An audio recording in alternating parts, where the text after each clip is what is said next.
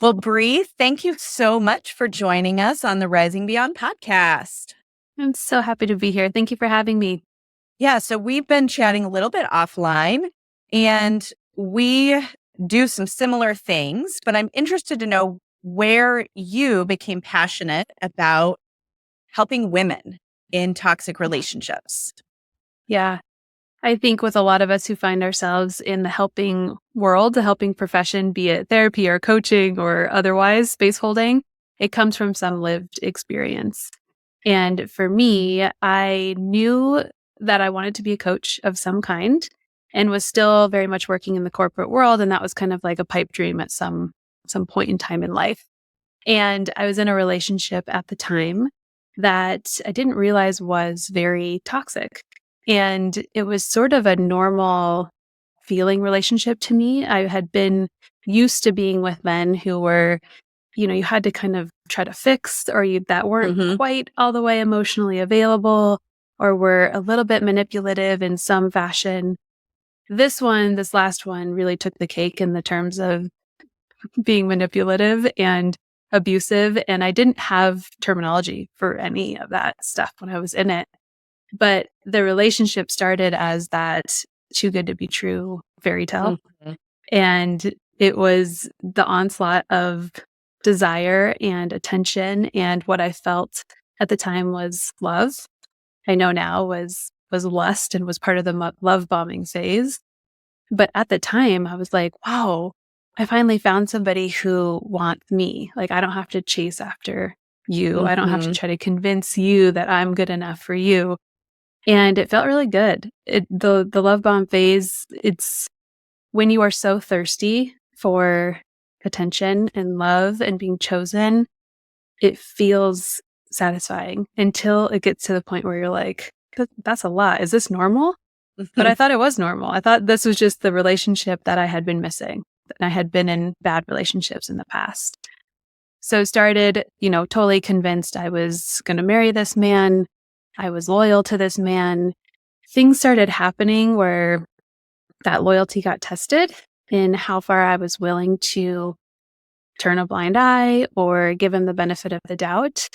He had told me that he was in recovery from drugs and alcohol. And there were some relapses that happened throughout our time together. And it was always like, well, this happened, but you can't tell anybody because my life will be ruined if you talk to anybody about this. So it was a lot of secret holding. It was a lot of me feeling like it was my fault for pushing the stress in the relationship, for him to get to the point to need to use, and just a lot of self-blame is where we started to turn into. And so me being very focused in self-growth and having that as a value of mine, turned to therapy, of course. And I'm like, what am I doing wrong? What can I do differently? How can I try to speak what I have to say or speak my needs in a different structure so that he won't get so volatile when I try to say something to him? And I really took on all of that responsibility in the relationship and did that for probably 2 years, longer than I knew things were not really going to work. Yeah. But I was just so eager to make it work, to fix it. And it was like doing therapy for the both of us. So I was doing my individual therapy.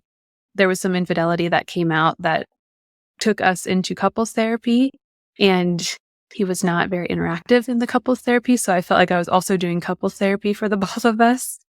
And it got to a point where that couples therapist was actually like, you guys need to separate. Like, this is too codependent. This is toxic. She used the word toxic. And that was the first time that we separated. Yeah. And what an interesting experience for the couples counselor to be like, yep, this is not going to work. Yeah. This is not healthy. Yeah. Yeah. And that was so validating for me, because in these relationships, we get very isolated in our own mind, right? And we think that everything's our fault.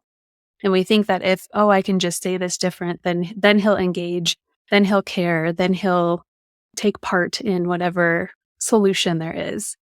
And that was not the case. Like, he was not going to interact or be a team player in any sense of the word. no matter what I did. And so to hear the therapist say that, I was like, oh, okay. It like planted a Yeah. little Oh, seed, right? validation. Yes, validation. And it was enough for us to take a separation. In that time, of course, there was a lot of that love bombing that happened again, where it was like, I'm sorry, I realize what I've done. I've been working on myself. Let's try it again. And we tried it again, and then things really blew up. And that ending, the second ending, was the ending of the relationship.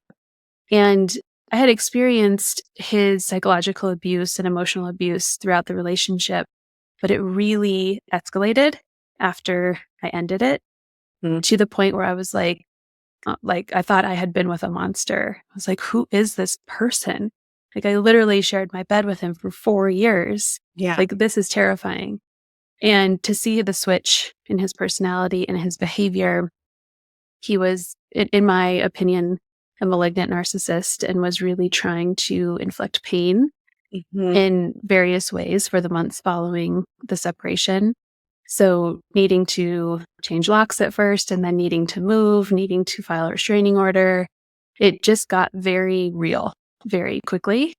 And I talk about like I went from kindergarten level boundaries to like graduate school because I had to. It was no longer putting his needs or his feelings above mine. Like my physical safety was now a concern. And so that in a lot of ways was a very extreme way to come about learning about boundaries and learning about how much of a people pleaser I was in that relationship and how often I gave him the benefit of the doubt when I should have held him accountable. And that realization for me, I was like, I have a lot of work to do. Yeah. Yeah. It's interesting. The phrase, the benefit of the doubt, is like a trigger phrase for so many in the Rising Beyond community because, they've done it for their ex for however long. But then everyone else around them is like, oh, give them the benefit of the doubt. We'll give them the benefit of the doubt. And they hear it from police. They hear it from attorneys. They hear it. So that phrase is like, right? It's a tough phrase to hear. Yeah. And it's a confusing place to be because you're like, well, am I making this a bigger deal than it needs to be? Or am I being, too needy, too emotional, too ridiculous in asking or needing to set a boundary around this thing? And it's, if you've never stood up for yourself and never really had the boundaries around what is important to you to help you feel safe and respected and loved in relationships, everything feels like too much. So we're always, in my experience and with my clients, like we're always like walking this line between what is benefit of the doubt and how do we hold people accountable for their behavior and not take on that responsibility. Yeah. Yeah. And along with, right, most of the time people are talking about the trauma that comes from these relationships. A lot of times the trauma is in the after. Like you said, there is, oh my gosh, there was this monster. This person is not even who I thought they were going to be. But I think the thing that people miss talking about a lot is the grief process when these relationships end, no matter how it ends. So whether you escape, that language of escaping, or if you are discarded, but when you realize, oh my gosh, this person that I was madly in love with is not even real. It's like a figment. There is a lot of grief that comes along with that. Yeah. Oh my gosh. Yes. And the place that we stay in for a really long time is trying to figure out why. Right? Oh, yes. Why is he doing what he's doing? How is he doing what he's doing? Is he doing this on purpose? Is he consciously aware of the pain he's inflicting, or is he just a really wounded person? Right? We stay in this like needing to figure out narcissism, thinking that answer will absolve us of the pain that we're feeling. And I did that for a very long time. And I don't want to diminish the importance of information and education around narcissism because that's a very important step to understand what you were in and the very predictable cycle that these relationships elicit. Mm-hmm. But where we get into trouble is staying in that information gathering place and not Yes. moving into the integration of the experience place.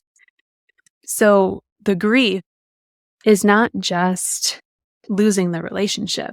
Mm-hmm. The grief, more so, I think, is losing the hope that it's ever going to change because we are clinging to that hope with both hands, white knuckling, like, this must happen.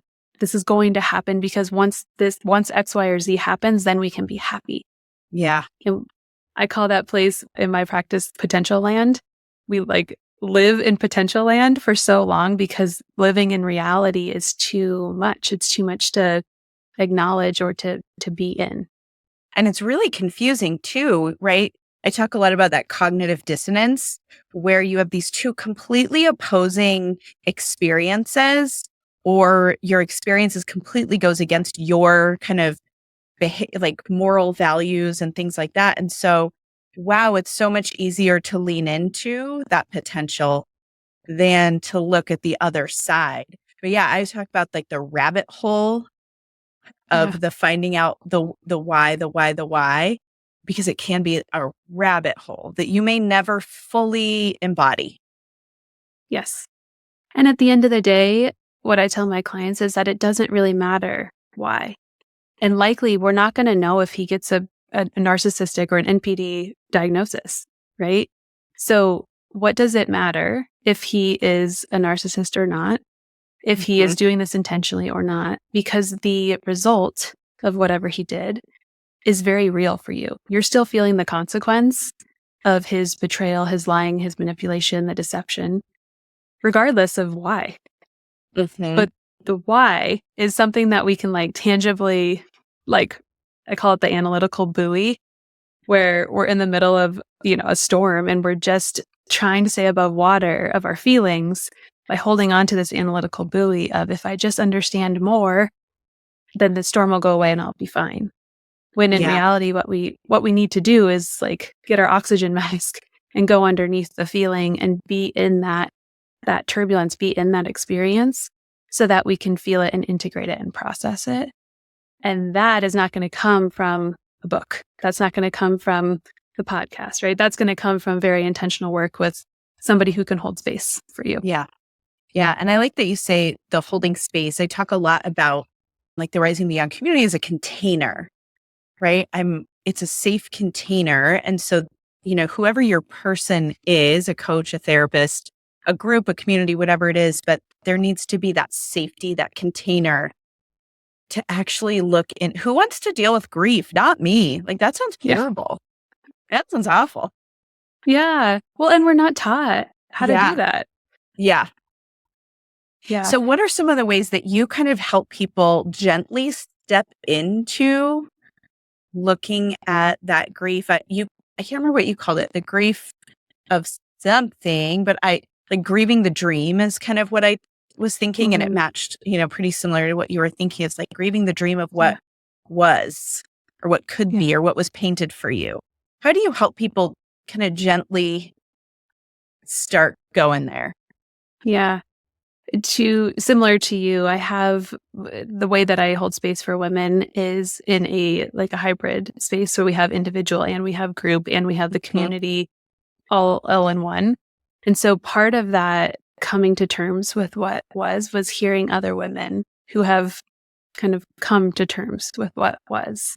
Mhm. And when we're in a group setting, our defenses are a little bit lower, right? If we're just listening to somebody else process, we're able to absorb some of those similarities in a different way than perhaps in an individual session.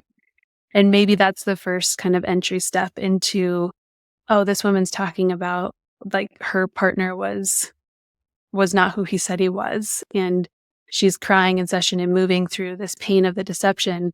That's how I feel. Right. And where it's kind of that Me Too moment of Mhm.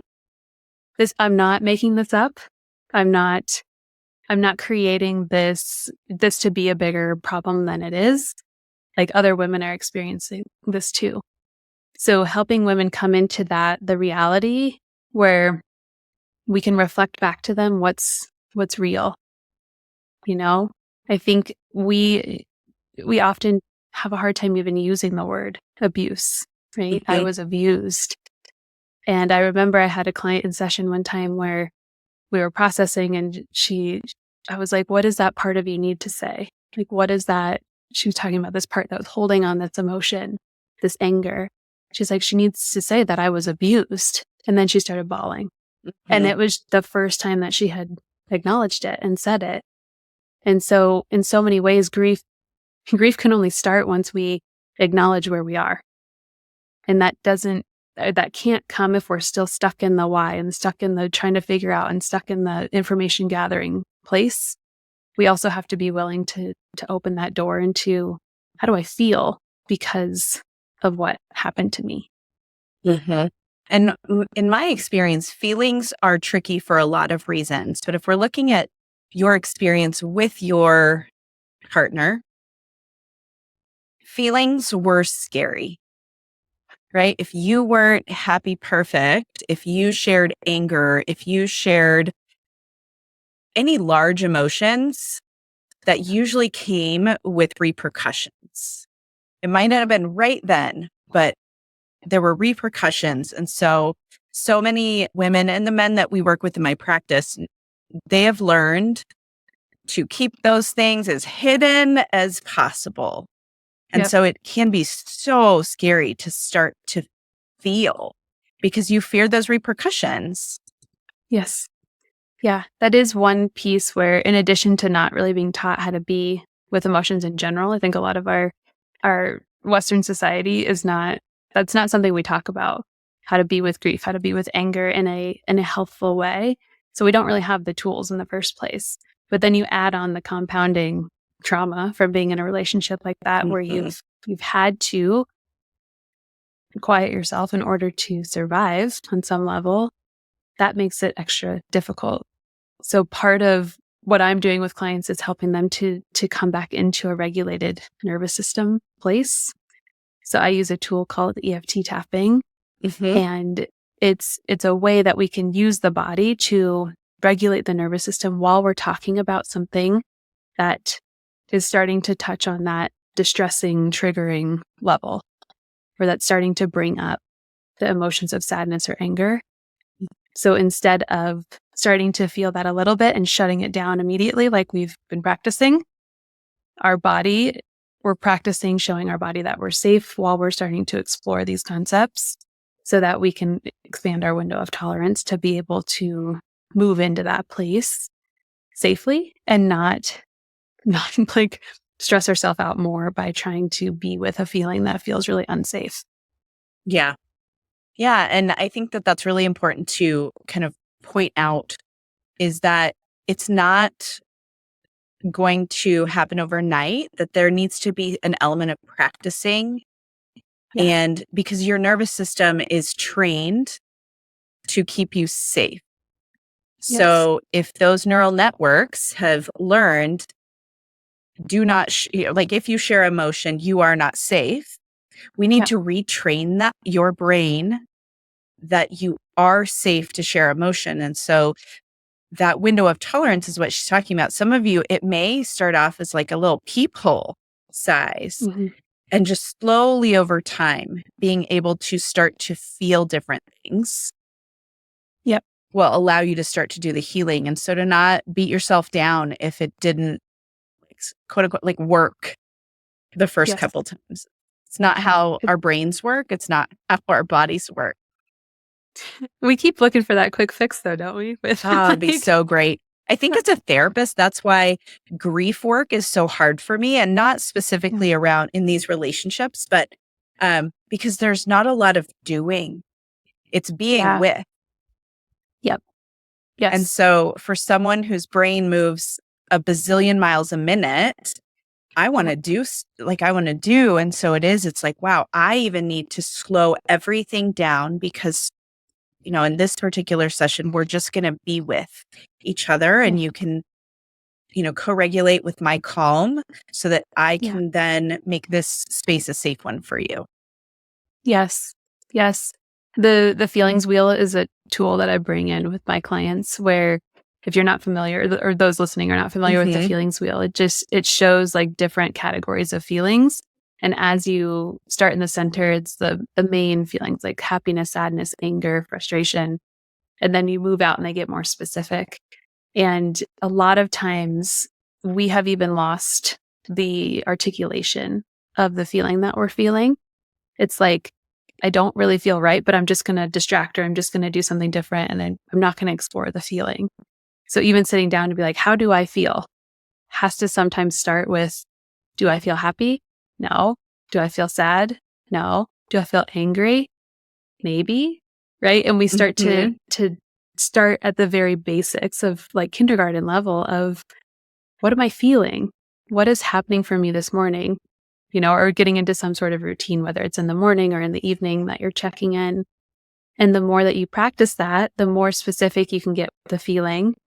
The more specific you can get with the feeling, the more you can then start to connect it in with the body, right?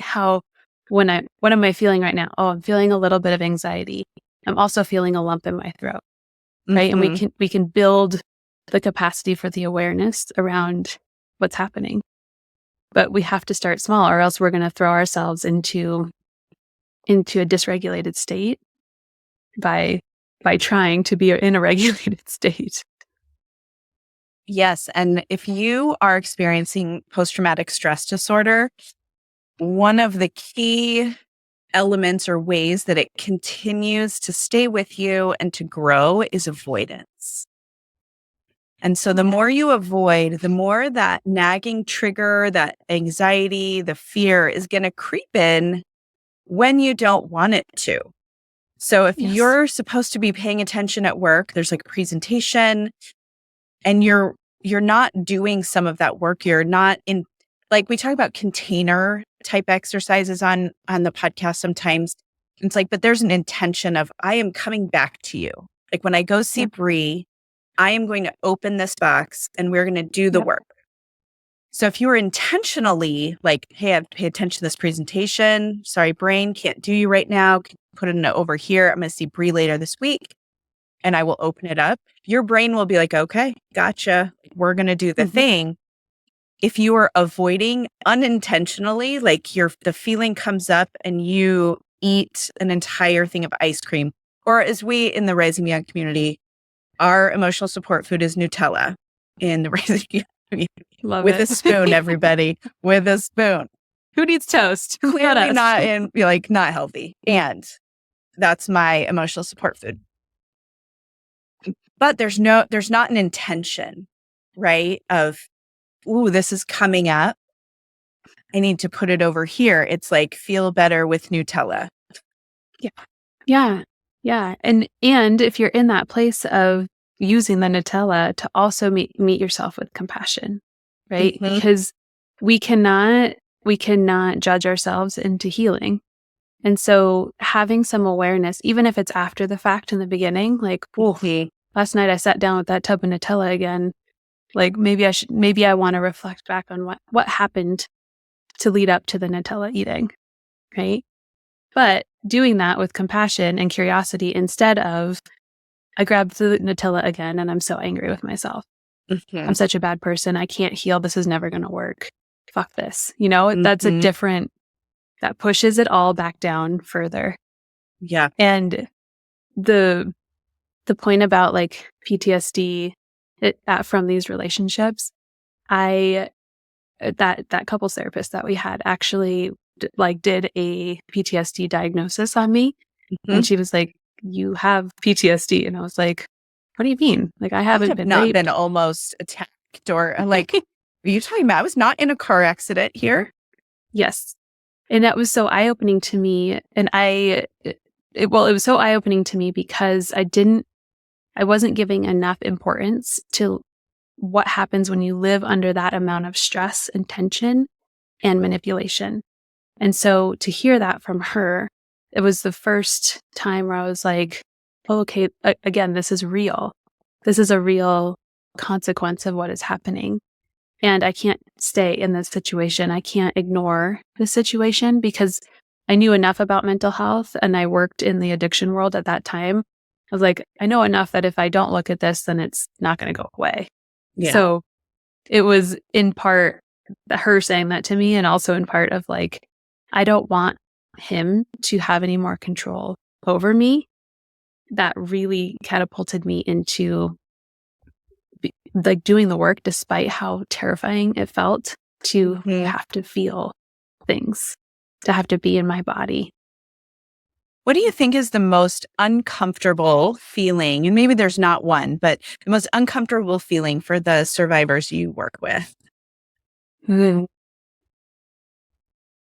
Anger is a hard one. Hmm. We tend to justify anger away of, I think, partly culturally, right? Women shouldn't be angry. We should be the good girl.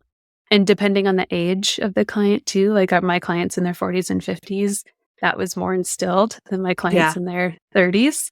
Although we all have it, I believe, to some degree, just as women. It's like you're meant to be quiet, you're meant to like keep everything in order. But anger is tough. And how do we express anger in a way that's A, healthy, and B, where we're not like, I'm feeling angry, I'm feeling so bad about myself, again, with the judgment piece that Hmm. comes in. So working with them around whatever emotion you're feeling is valid and they're all equal. So happiness is not better than anger. Feeling joy is not better than feeling sad. It feels different in our body, and we prefer the emotions that are lighter energy, right? That like kind of lift us up as opposed to the heavier feeling energies. But they're all just information about Hmm. what's happening in our psyche and in our body. So if we can look at our emotion as energy that way, higher frequency, lower frequency, but that doesn't mean one's better or worse, then we can open space and meet both of those in the same way. It doesn't Yeah. have to be, oh, today I'm feeling sad again. I hate today because I'm feeling sad. It's like, I went through some shit and today I'm feeling sad and I'm going to be with this sadness. Just like I was with my happiness and my relief yesterday. Hmm. We're constantly in this shifting of experience, yet we think that we should be happy all of the time. Yeah, I'm grateful that there's been some shifts in the idea that we're not supposed to be happy all the time. And what I've experienced with clients is people who really just avoid and focus on, I'm being happy, is their level of experience of the emotions is muted. So Mm. you can't feel joy the same way, right? If you are only trying to be happy, when you are allowing all of these feelings, which, again, we all have them. And I love that you said it's information because that's how I talk about it a lot. Then you're able to experience joy, like the full experience of joy and the full experience of anger and the full experience of sadness. And they're not muted. Yes. Yeah. Like if we could set our expectation to the impermanence of something instead of, I should be this way all of the time, we would have a much easier time like being with what flows in. Right? Mhm. You can talk about emotions like waves, waves. The anger wave is coming in today. Okay. The happiness wave is coming in tomorrow or the next day. Or maybe the next moment. Maybe you're with anger for 20 minutes and then you start to feel different, right? We're constantly in flux. We're constantly changing. So the more that we can meet ourselves in that dysregulation that comes with the anger or the sadness or whatever we don't like to feel, the more that we can regulate our bodies and allow that to be, the Yeah. more, to your point, that we can then be with all of the full range of emotions. And Brené Brown has that famous quote, right? We don't just numb the painful emotions, we also numb, or Mhm. what is it? Can't numb the dark, we also numb the light. I'm totally blanking on what the Mhm. quote is now. But to your point, we really limit our capacity to feel when we're not allowing in the full range. Yeah. And if you are listening and you do struggle with anger, I always get so excited when my clients first start experiencing and verbalizing anger, because what that means to me is movement in your healing process. But more so that you cannot be angry about what happened to you if you do not have enough self-worth to know you deserve better. Mm, So if love that. you don't believe you deserve better, you're not going to be angry about it. And so there's these like little moments where I get to see that, where it's like, oh, they have more self-worth because right? I'm pissed for them. Like, I'm angry for them. Yeah. And yet when you can start feeling some anger, then that's how I know you know that you deserve something different. Yes. Yes. You're starting to see things for what they actually are as Mhm. well.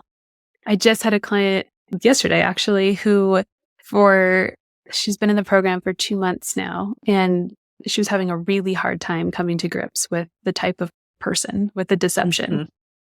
And she was very stuck in like the sadness and the overwhelming like disbelief and not being able to make sense. And she comes on session yesterday and she was just like, guess what I saw on social media? What, like, first of all, we can talk about that later, like looking on social media. But she was like, he's with a new woman and they're Mm. like happy as can be. And Oh, I yes. know that this is the love bombing phase and I'm fucking pissed. Like, and I was like, yeah, it wasn't, Yes. it wasn't the, oh my God, he found someone else and now she's going to get the healed version of him and I wasn't good enough. Right. It was Yes. oh no, this is This poor not a, woman. Oh, yeah, right. gosh. Right. But it's so validating to see them in the cycle. And again, that confirmation of like, oh, it wasn't all me. Mhm. This is a part of them as a person. They will continue to cycle through these women in these ways, which is disgusting and painful to watch other women go through that. And for you to feel angered, to your point, it's like, I don't deserve that. I don't want that back. I don't want Mhm. him to want me anymore. I see him for what he is, which is Yeah. such a freeing part of the process. Yeah. And I have no idea who I was talking to about this. It could have been on a podcast episode. It could have been in my office. Like, I have no idea where some of these things come from. But we were Yeah. talking about the love that you share, the love that you are giving to your partner who is not actually giving any love back. Yeah. Is somebody had asked me if that giving of so much love is one of the reasons you felt so much love and that the love came from within. And I thought it was just a really interesting discussion of how much love that the women specifically that I work with, they can carry and how much empathy they can carry and how amazing if you could turn all of that you gave to your partner inward to you, to your children, like Yeah. how amazing that would feel. Yes. Yes. Oftentimes we get into this fallacy that I can't leave because I won't have the capacity, right? We've been so drained in these relationships and we're spending so much time figuring out what's on their phone or what they're saying or how to not start the next fight or how to come home in the right mood to not trigger an argument. Like it's consuming our entire brain. And so in addition to the amount that we can love, it's like, think about how much you are gaining by not having to be in that dynamic anymore. Yeah. How much capacity you have then to turn towards yourself, to start to learn how to feel your feelings, to start to learn how to respect yourself and then work up to loving yourself, right? It's like when you let go of all this external sucking of energy, you reclaim so much. And Mhm. women who have left these relationships also have this experience, and I did too, of people saying like, you look different. Like Mhm. your light's back on. Welcome back, Mhm. because when we are sucked energetically and emotionally and spiritually and all the ways that we get sucked in these relationships, we physically take a toll as Oh, well. yeah. The stress alone is enough to make us look like different people. And so for anybody listening who's in that place of, I don't know if I'll be able to leave. Like, this is too hard as it is. I don't know how I would do both. It's like we're missing the piece where we get all that energy back, where we get to focus on ourselves for the first time, maybe ever, and learn how to do that and put all of that energy, all of those resources into our healing instead of pleasing them or satisfying or keeping things okay in the relationship. Yeah. And if you are listening and you're like, yeah, Sybil, but guess what? I get to talk to my ex every day because we share kids. I can't get rid of them. And guess what? I have a court hearing next week again. And you're like, how? Nope, the energy is gone, right? Because you're still stuck in that. And the majority of the women that I still work with, yes, it's so hard. And they would not have done it different. They would not have stayed. Yeah. You might think that sometimes, though, like, oh my gosh, it would be so much easier if I would have stayed. Mm-hmm. And you now will have that energy to use, unfortunately, still towards your ex, but in family court, but towards yourself as well, to start that healing, because you don't have to come home to that feel every day. So even though you might have those moments, right? The talking parents ding happens and your nervous system is like thrown into fight or flight again. That sucks. I am not trying to minimize that at all. And then you don't have to sleep under the same roof. Yes. Yeah, you're not underwater all of the time.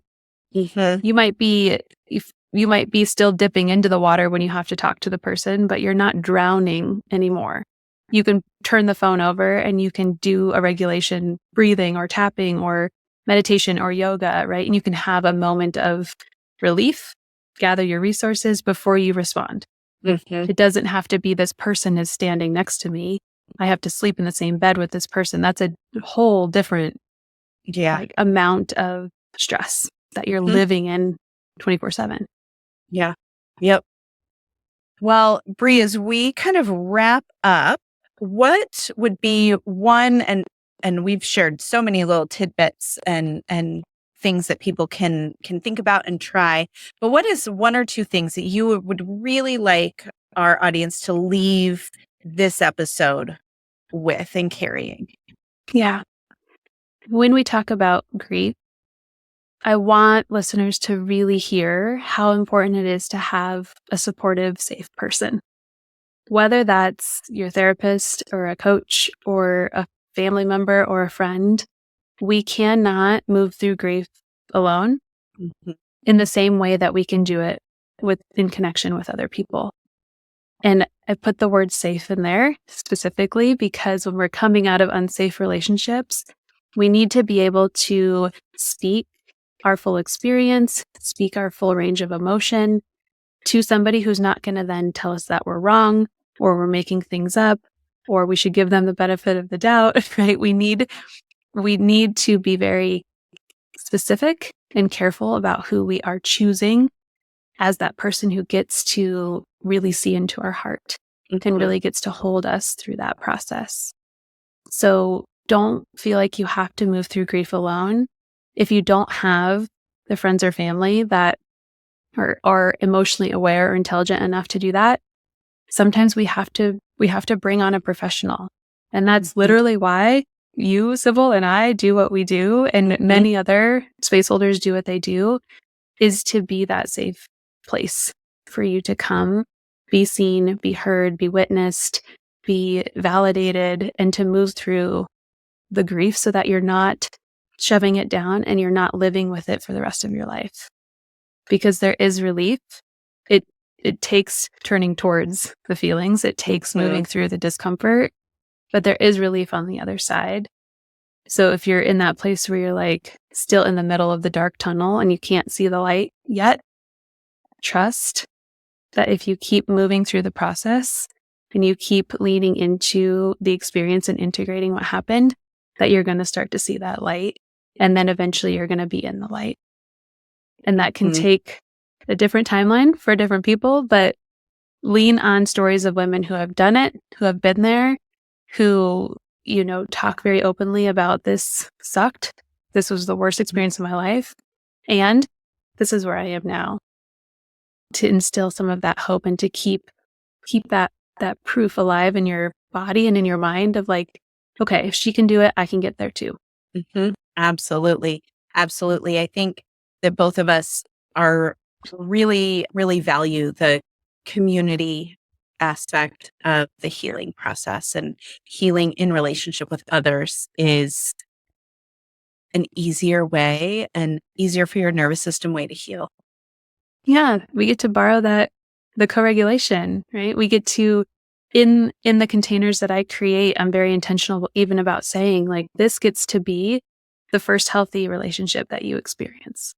This gets to be the place where you can come and share and you're not judged for it, you're not yelled at because of it, right? We're all creating this really beautiful inclusive space, which is what a healthy relationship should feel like. And Yeah. so being in these communities and practicing using your voice, practicing being heard, practicing being witnessed in your feelings, those are all things that you're going to want to do in a healthy relationship at whatever point you get into a healthy relationship. Mm-hmm. So it's so good for you on so many levels to be around people who can hold that space for you. Yeah, absolutely. Yeah. Absolutely. Well, Bre, where can people find you if they would like to learn more about what you do and how you work with people? She is in Colorado, everyone. Glad to know we've got someone else here in my state that's doing this similar work. Yeah. So I also have a podcast. It's called Heartbreak to Wholeness, Untangling the Mindfuck of Narcissistic Relationships. I'm going to send you a link to an episode. It's episode 25 of what to do after a breakup, after you're coming out of a narcissistic abusive relationship.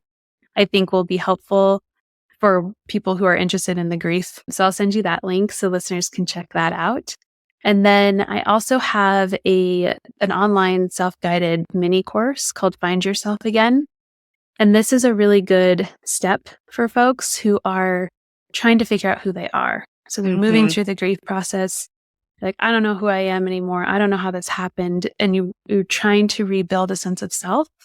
It's a good kind of little nugget to start chewing on as you're doing your further, deeper self-healing work. I'll give you the link to that. And then for anyone listening, there's a code podcast 10 for 10% off of that online course. Perfect. And if you are busy, you are like running kids to soccer practice or whatever you're doing, don't even worry. It will always be in the show notes, so you can get it at any time. Well, Bre, I'm so excited that we met. Thank you so much for being here with us on the Rising Beyond podcast. Absolutely. Thank you again for having me. And thank you all for listening. We both, Bre and I, we do this for you. And so I just always appreciate you, always appreciate your feedback. And we'll catch you on the next episode of the Rising Beyond podcast.